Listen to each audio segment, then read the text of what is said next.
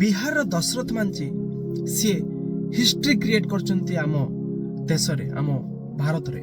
କ'ଣ ନା ତାଙ୍କର ଗୋଟିଏ ରାଗ ଥିଲା ଯେ ସେ ପାହାଡ଼କୁ 22 ବର୍ଷ 55 କିଲୋମିଟରର ପାହାଡ଼ କେବଳ ହାତୁଡ଼ି ଆଉ ଛେଣିରେ ସେ ରାସ୍ତା ତିଆରି କରିଦେଇଥିଲେ।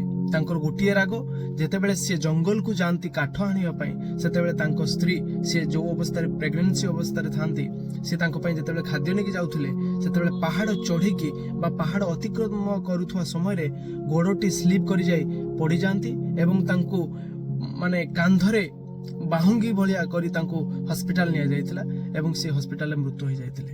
ତ ତାଙ୍କର ଗୋଟିଏ ରାଗ ଯେ ସିଏ ତାଙ୍କ ସ୍ତ୍ରୀ ଯୋଉ ମରିଗଲେ, ସେଇ ରାଗରେ ସେ 22 ବର୍ଷ ତାଙ୍କୁ ଲାଗିଲା 55 କିଲୋମିଟର ପାହାଡ଼କୁ କେବଳ ଛେଣି ଆଉ ହାତୁଡ଼ାରେ ରାସ୍ତା ତିଆରି କରିଦେଇଥିଲେ।